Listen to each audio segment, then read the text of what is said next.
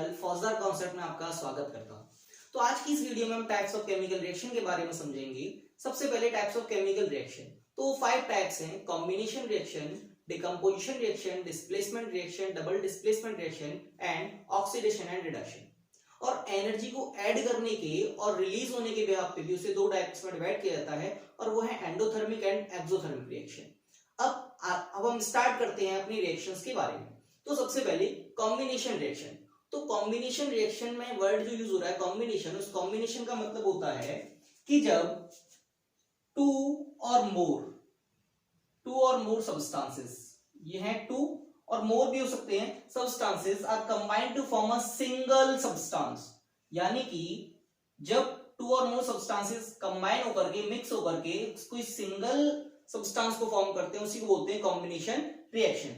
अब इसके लिए कॉम्बिनेशन रिएक्शन के लिए कुछ फॉर्मेट्स हैं, वो आपको याद रखने हैं। जैसे कि इसके लिए टाइप्स, यानी कि हमको अगर इसके एग्जांपल्स याद करने तो कैसे याद रख सकते हैं। नंबर 1, जब कोई मेटल ऑक्सीजन से रिएक्ट करता है तो बनता है मेटल ऑक्साइड। फॉर एग्जांपल हमने कहा कैल्शियम है, उसने ऑक्सीजन से रिएक्ट किया, क्या बनेगा?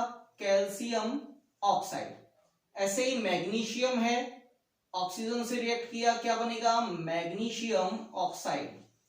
सेम ऐसे ही अगर सोडियम है, उसने ऑक्सीजन से रिएक्ट किया तो क्या बनेगा? Sodium oxide. और सोडियम ऑक्साइड का जो फॉर्मूला होता है वही आने वाला है। लेकिन क्योंकि सोडियम हाई रिएक्टिव मेटल है, यानी कि मोस्ट रिएक्टिव मेटल है, तो इसके साथ में वो हीट भी रिलीज करता है।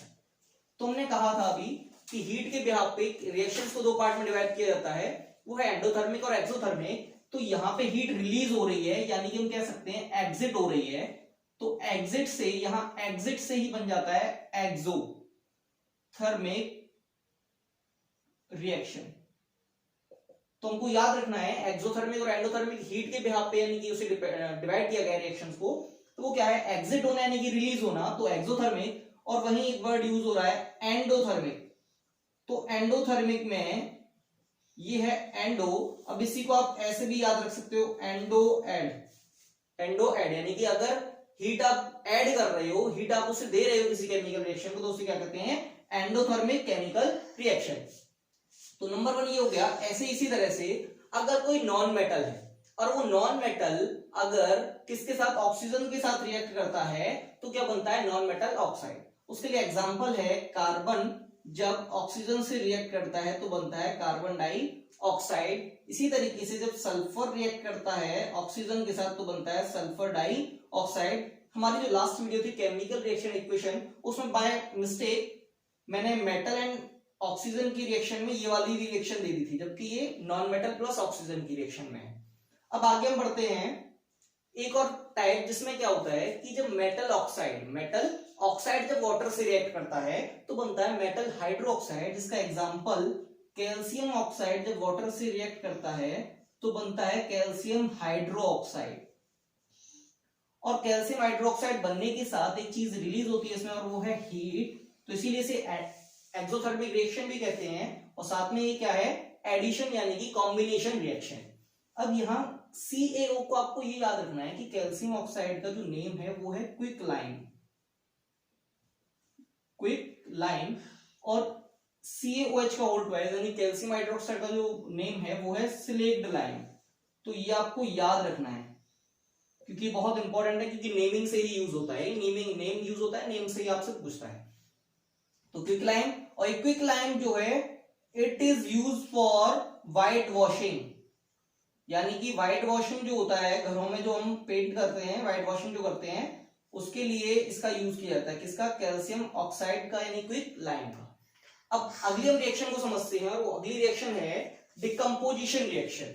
तो सिंपली इसका अगर हम रिवर्स कर दें, यानी कि कॉम्बिनेशन रिएक्शन का अगर हम रिवर्स करते हैं तो बनेगा वो क्या? Decomposition reaction. जैसे कि यहां क्या था, जब 2 और मोर सब्सटेंसेस कंबाइन होकर के एक सिंगल प्रोडक्ट बनाते हैं तो कॉम्बिनेशन था। अगर यही हम कर दे रहे हैं कि AB कोई रिएक्टेंट है, और जब वो डिसोसिएट होता है, स्प्लिट होता है, क्या होता है? स्प्लिट होता है, डिकम्पोज होता है 2 और मोर प्रोडक्ट में, तो उसे बोलते हैं डिकम्पोजिशन रिएक्शन। डिकम्पोज हो जाना, स्प्लिट हो जाना।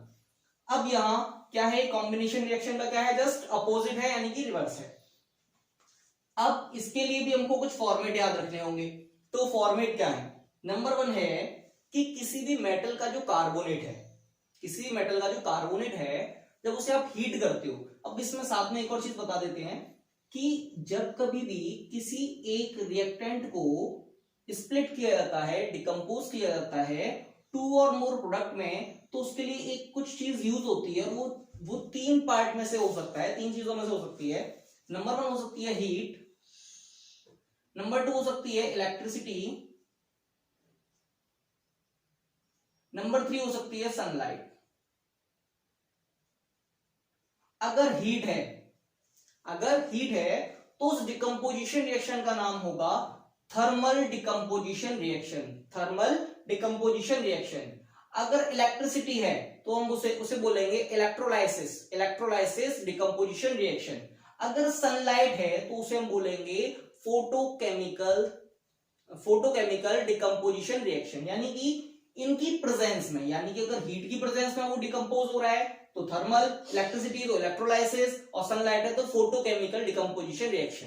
अब यहां से नंबर 1 फॉर्मेट जो था वो ये था कि जब किसी मेटल का कार्बोनेट होगा, अगर उसे हम हीट की प्रेजेंस में यानी कि हीट देंगे तो हीट देने पर वो डिकम्पोज हो जाता है, उस खुद के यानी कि मेटल के ऑक्साइड में और कार्बन डाइऑक्साइड गैस उसमें से रिलीज हो जाती है। तो उसका हम एग्जांपल किस तरीके से ले सकते हैं? कैल्शियम कार्बोनेट है जिसे हम लाइमस्टोन भी कहते हैं, तो जब उसको हीट दी जाएगी, हीट का सिंबल है यहां, हीट लिख भी सकते हैं, हीट दी जाएगी तो क्या बनेगा? Calcium oxide and carbon dioxide gas क्या हो जाएगी? रिलीज हो जाएगी। तो ये क्या बन गया है? क्विक लाइम, और ये क्या है? Lime stone. इसी तरीके से जिंक कार्बोनेट, हीट देंगे, जिंक ऑक्साइड बनेगा, कार्बन डाइऑक्साइड बनेगा। तो इस तरीके से डिकम्पोजिशन रिएक्शन की दो पार्ट तो ये हो गए, दो रिएक्शंस तो ये हो गई। आगे यही हम कहते हैं अगर किसी मेटल बाइकार्बोनेट, यानी कि किसी मेटल का बाइकार्बोनेट है, जब हम उसे हीट करेंगे, मेटल बाइकार्बोनेट को क्या करेंगे? हीट करेंगे, तो उस मेटल का कार्बोनेट फॉर्म होगा, कार्बन डाइऑक्साइड गैस बनती है, और साथ में लास्ट वो है वाटर, वाटर उसमें से क्या हो जाता है? इवेपोरेट हो जाता है। जैसे कि सोडियम बाइकार्बोनेट को जब हीट किया जाएगा तो सोडियम कार्बोनेट फॉर्म होगा, सोडियम कार्बोनेट के साथ कार्बन डाइऑक्साइड रिलीज होगी और वाटर भी इवेपोरेट हो जाएगा, यानी कि निकल जाएगा। तो इस तरीके से बाद में से हम बैलेंस भी कर सकते हैं। वो बैलेंस करने का हम ऐसे करेंगे, जैसे सोडियम यहाँ कितने हैं? 2, क्योंकि यहाँ 1 ही है तो यहाँ हमने 2 लगाया, सोडियम बैलेंस हो चुके हैं। हाइड्रोजन की बात करें तो हाइड्रोजन कितने हैं? 2, और हाइड्रोजन इधर भी कितने हैं? 2। ऑक्सीजन की बात करें 3 2 6, तो 3 2 5 और 1 6, और कार्बन की बात करें तो कितने हैं? 2, और कार्बन 1 ये रहा, 1 ये रहा, 2, तो बैलेंस भी। अब इसी तरीके से आगे किसी मेटल का जब मेटल नाइट्रेट जो होता है, जब उसे हम हीट करते हैं तो बनता है मेटल ऑक्साइड, और नाइट्रोजन डाइऑक्साइड गैस निकलती है और साथ में ऑक्सीजन गैस। उसके लिए एग्जांपल लेड नाइट्रेट जो कि होता है कलरलेस, और लेड नाइट्रेट को जब हीट करते हैं हम तो क्या बनता है? लेड ऑक्साइड यानी कि पीबीओ, और नाइट्रोजन डाइऑक्साइड निकलती है और साथ में ऑक्सीजन। तो इस तरीके से अब ये जो लेड ऑक्साइड है उसका कलर होता है येलो, और नाइट्रोजन डाइऑक्साइड का होता है ब्राउन। मोस्ट इंपॉर्टेंट रिएक्शन है ये मोस्ट इंपॉर्टेंट, एंड जो ये चलने वाली है ये, और ये भी बहुत इंपॉर्टेंट है, क्योंकि आप इसे लास्ट में बाद में देखोगे कि ये हमारा जो नेक्स्ट चैप्टर है एसिड बेस एंड सॉल्ट, उसमें ये यूज होगा। ये दोनों के दोनों ही, ये है वॉशिंग सोडा का फॉर्मूला, नहीं ये है बेकिंग सोडा का फॉर्मूला, और ये है वॉशिंग सोडा का, तो वहां यूज होने वाला है, तो इसलिए आपको याद रहना चाहिए। अब यहां से ऐसे ही कॉपर नाइट्रेट है, उसे जब हमने हीट किया तो क्या बनेगा? मैंने कहा मेटल का अगर नाइट्रेट है, अगर उसे हम हीट करेंगे तो मेटल का क्या बनेगा? ऑक्साइड, तो मेटल ऑक्साइड बन गया, नाइट्रोजन डाइऑक्साइड होगा और साथ में ऑक्सीजन। कलर की बात करें तो कॉपर नाइट्रेट का जो कलर होता है वो होता है ब्लू, और कॉपर ऑक्साइड होता है ब्लैक कलर का। नाइट्रोजन डाइऑक्साइड वही सेम ब्राउन कलर। तो इस तरीके से ये हो गया कि हीट के देने पर यानी कि थर्मल डिकम्पोजिशन रिएक्शन के एग्जांपल्स हम मान सकते हैं। और इसी में एक और इंपॉर्टेंट है और वो ये है जो है फेरस सल्फेट। वो क्या है? Ferrous sulphate. जब फेरस सल्फेट को हम हीट करते हैं, जब हम फेरस सल्फेट को हीट करते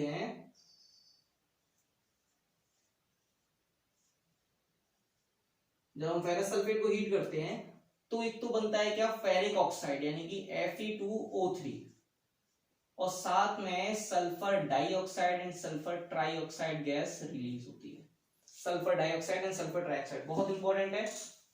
फेरस सल्फेट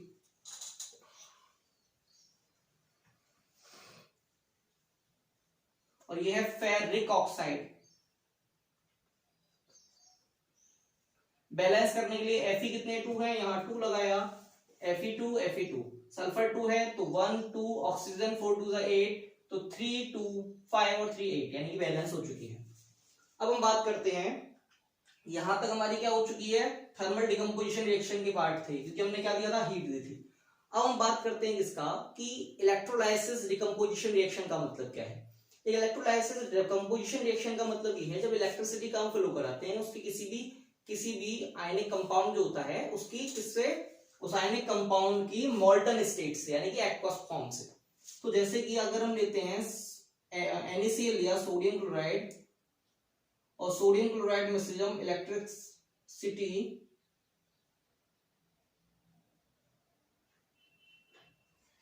पास कराते हैं तो क्या होगा? सोडियम अलग हो जाएगा और क्लोरीन गैस रिलीज हो जाती है। इसी तरीके से बैलेंस करेंगे तो यहां हमने इस तरीके से बैलेंस कर दिया।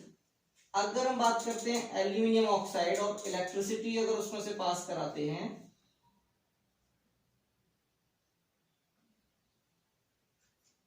तो क्या बनेगा? एल्यूमिनियम निकलेगा और ऑक्सीजन गैस इससे रिलीज हो जाएगी। तो उसे करने के लिए बैलेंस करेंगे तो यहाँ ऑक्सीजन 2 है और यहाँ ऑक्सीजन 3 है तो दोनों को बैलेंस करने के लिए यहाँ 2 और यहाँ 3 और 2 to the 4 ये आ जाएगा इस तरीके से। वाटर भी है, वाटर को भी अगर हम करते हैं H2O, इलेक्ट्रिसिटी अगर हम पास कराते हैं तो हाइड्रोजन गैस निकलेगी और ऑक्सीजन। बैलेंस करने के लिए ऑक्सीजन 2 है तो यहाँ 2 आ जाएगा और यहाँ 4 है हाइड्रोजन तो यहाँ 2 आ जाएगा। तो इस तरीके से ये हो गया हमारा इलेक्ट्रोलाइसिस डिकम्पोजिशन रिएक्शन। अब इसके बाद हम बात करते हैं फोटोकेमिकल डिकम्पोजिशन रिएक्शन। तो फोटोकेमिकल डिकम्पोजिशन रिएक्शन जो है उसमें क्या है? दो एग्जांपल्स हैं जो कि इंपॉर्टेंट हैं। एक है AgCl और यहां हम कहेंगे सनलाइट। इसी तरीके से एक है AgBr और हम इसे कहेंगे सनलाइट की प्रेजेंस में। अब AgCl जो है उसका कलर कैसा होता है? उसका कलर होता है व्हाइट। व्हाइट कलर है। जब AgCl को सनलाइट की प्रेजेंस में लाया जाता है तो यहां से Ag अलग निकल जाता है और क्लोरीन गैस उसमें से क्या हो जाती है? रिलीज हो जाती है, निकल जाती है। ऐसी AgBr है, वहां भी यही है, Ag होता है और ब्रोमीन गैस यानी कि Br2 अलग हो जाती है। कुछ गैसेस के फॉर्म यहां समझ लेते हैं। हाइड्रोजन गैस H2 के फॉर्म में, oxygen gas O2, chlorine gas Cl2, bromine gas Br2, iodine gas I2, so on. Fluorine gas की बात करें तो F2। तो इस तरीके से इनके फॉर्मेट आपको याद रहने चाहिए कि कोई भी गैस जब निकलती है तो वो किस फॉर्म में रिलीज होती है। अब ऐसे AgBr की बात करें तो उसका कलर कैसा होता है? इसका कलर होता है पेल येलो। अब यहां Ag की बात करते हैं यानी कि सिल्वर की बात करते हैं तो सिल्वर का कलर कैसा होता है?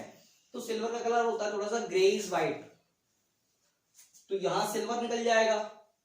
अब ब्रोमीन जो है, वो जो ब्रोमीन निकल रही है उसका कलर कैसा है? Red brown.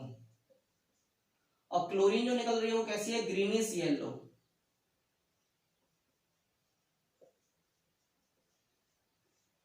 तो इस तरीके से गैसेस क्या होती है? रिलीज होती हैं।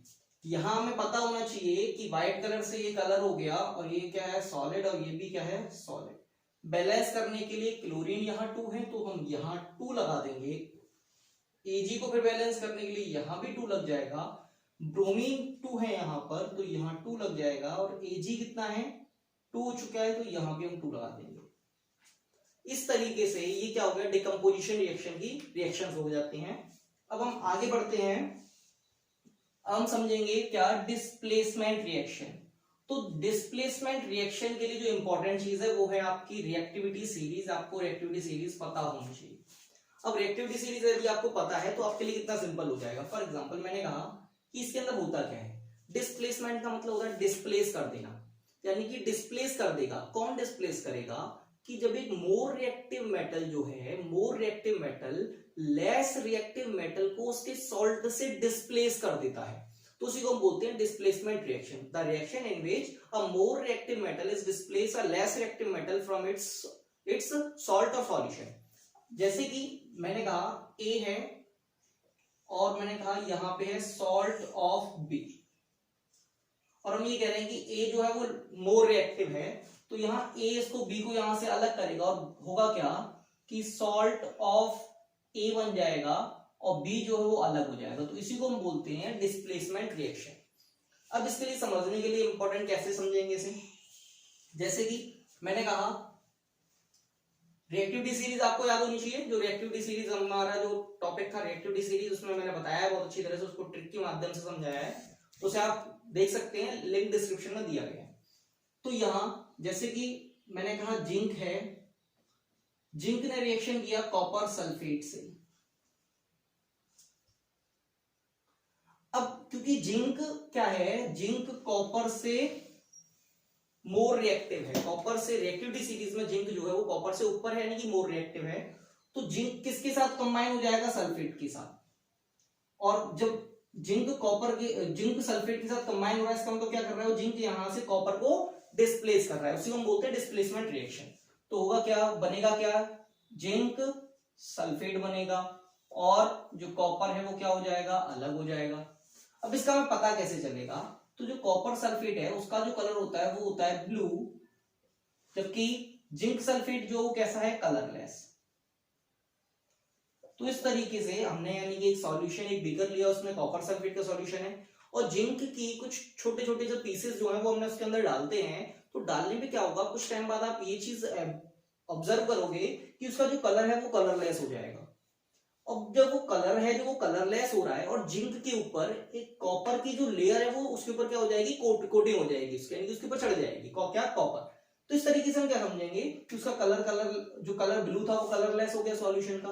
तो उससे हमें पता चला कि एक रिएक्शन ने क्या किया, पार्टिसिपेट किया, और वो रिएक्शन कुछ इस तरीके से। तो कभी कभी आपका प्रैक्टिकली क्वेश्चन पूछ लिया जाता है, वो प्रैक्टिकली इसी तरह से पूछता है कि बीकर है, उसमें आपने एक सॉल्यूशन ले रखा है, वो किस तरीके से वर्क करता है। ऐसे ही यहां पर अगर होता, यहां हम कहते हैं कि एल्यूमिनियम होता और जिंक सल्फेट होता, फिर उससे रिएक्ट करता, तो क्या होता, तो एल्यूमिनियम सल्फेट के साथ कंबाइन होता, क्योंकि एल्यूमिनियम जिंक से ऊपर है रिएक्टिविटी सीरीज में, तो क्या बनता है, एल्यूमिनियम सल्फेट। तो एल्यूमिनियम सल्फेट का जो केमिकल फॉर्मूला होता है वही बनेगा, और वो क्या होता है, Al2SO4 का होल थ्राइस, और जो जिंक है वो अलग हो जाएगा।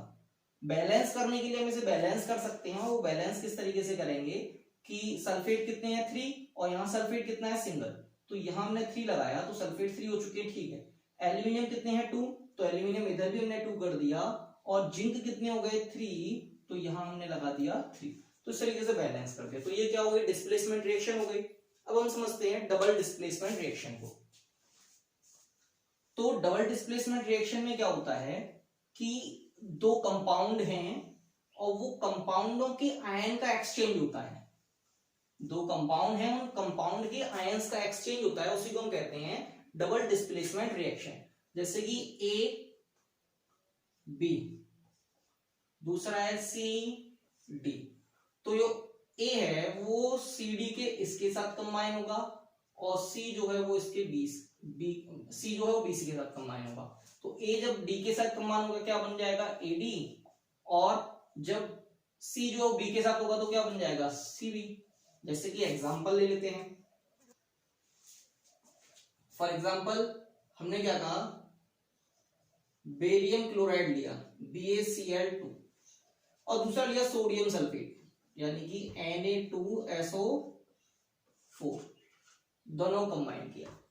अब कंबाइन करने के बाद क्या होगा, ये बेरियम किससे करेगा, सल्फेट से, सोडियम किससे करेगा, क्लोराइड से। तो बेरियम जब सल्फेट से करेगा तो बेरियम सल्फेट का जो फॉर्मूला होता है वही आएगा, और बेरियम की +2 वैलेंसी और सल्फेट की -2, तो क्रॉस होकर के टोटल ओवरऑल जो फॉर्मूला बनेगा वो बनेगा BaSO4। सोडियम जब क्लोरीन से करेगा तो क्या बनेगा, सोडियम क्लोराइड का जो फॉर्मूला होता है वही बनेगा, और वो क्या हो जाएगा, NaCl। Na के आगे 2 लगा हुआ है यानी कि सोडियम जो है 2 है, तो यहां हमने 2 कर दिया, Cl भी 2 गए, कंबाइन हो गया, कंप्लीट हो गया। अब ये जो डबल डिस्प्लेसमेंट रिएक्शन है, तो डबल डिस्प्लेसमेंट रिएक्शन के बिहाफ पे यानी कि डबल डिस्प्लेसमेंट रिएक्शन से ही ये दोनों के दोनों जो थे वो थे एक्वस फॉर्म में, यानी कि 2 सॉल्यूशंस लिए जाते हैं AB और CD, जो दोनों के दोनों सॉल्यूशंस होंगे, तो दोनों को मिक्स करते हैं तो उनके आयंस जो वो क्या हो जाते हैं, एक्सचेंज हो जाते हैं, उसी को हम बोलते हैं डबल डिस्प्लेसमेंट रिएक्शन।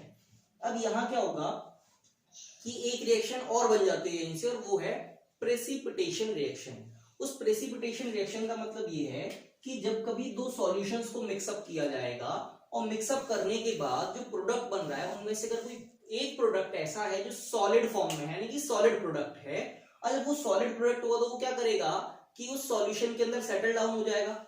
उस सेटल डाउन होने यानी उस सॉलिड प्रोडक्ट को हम क्या कहते हैं, the solid product in a solution which is settle down in a solution is called precipitation. तो यहाँ जो बेरियम सल्फेट है वो एक सॉलिड फॉर्म में है और NaCl कैसा है, एक्वस फॉर्म में है। तो जिस तरीके से क्या हो जाता है, सेटल डाउन हो जाता है, इसको इस तरीके से इंडिकेशन भी दे सकते हैं। अगर हम सॉलिड नहीं लगा रहे हैं ऐसे भी लगाएंगे तो उसका मतलब क्या है कि ये क्या है, प्रेसिपिटेशन है। तो यहाँ इसको, और ये इसके नीचे लिखा रहता है वाइट PPT। तो इस तरीके से बेरियम सल्फेट जो है वो क्या है, एक वाइट PPT यानी कि प्रेसिपिटेशन है। तो डबल डिस्प्लेसमेंट रिएक्शन में ही बनता है क्या, प्रेसिपिटेशन बनता है। वो प्रेसिपिटेशंस क्या क्या हैं वो आपको याद रखने हैं। तो एग्जांपल के लिए कुछ बता देता हूं मैं। वो प्रेसिपिटेशन बेरियम सल्फेट, उसके बाद है AgCl, नेक्स्ट है सोडियम लेड सल्फेट PbSO4, और उसके बाद है एल्यूमिनियम हाइड्रोक्साइड। और इसी तरीके से कुछ और भी हैं, और वो हैं copper sulphide and next lead iodide. अब इनमें से अगर ऊपर वाले जो चारों हैं, ये चारों के चारों हैं व्हाइट कलर के। कॉपर सल्फाइड की बात करें तो ब्लैक, और लेड आयोडाइड की बात करें तो येलो। तो लेड आयोडाइड से आपको याद आ रहा होगा कि लेड ऑक्साइड जो था वो भी येलो कलर का था, लेड आयोडाइड भी क्या है, येलो कलर का है। तो ये आपको याद रहना चाहिए, क्योंकि जब कभी भी ये वर्ड आएंगे तो आपको इनके नीचे ऐसे लगाना है, यानी कि ये क्या है, प्रेसिपिटेशन, और प्रेसिपिटेशन के एग्जांपल्स को बनाने में भी आपकी हेल्प करेंगे। अब क्योंकि हमारे यहां तक हो चुका है डबल डिस्प्लेसमेंट रिएक्शन तक, और हम आगे बढ़ते हैं। और आगे बढ़ते समय जो अगला है वो क्या है, ऑक्सीडेशन एंड रिडक्शन। तो ऑक्सीडेशन और रिडक्शन जो है, उस ऑक्सीडेशन और रिडक्शन में क्या होता है, ऑक्सीडेशन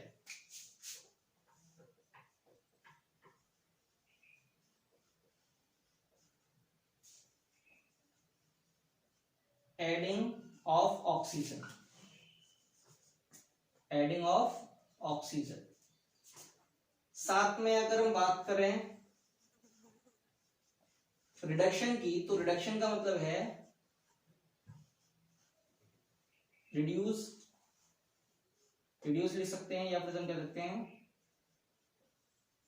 लूजिंग ऑफ ऑक्सीजन, यानी कि ऑक्सीजन का रिड्यूस होना क्या है, रिडक्शन है।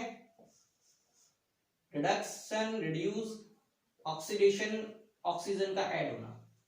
अब यही ऑक्सीडेशन ऐड हो रहा है तो ऑक्सीडेशन है, अब साथ में ही हाइड्रोजन से भी ये रिलेटेड है, यानी कि एडिंग ऑफ ऑक्सीजन भी ऑक्सीडेशन है, और रिमूवल ऑफ हाइड्रोजन वो भी क्या है, ऑक्सीडेशन।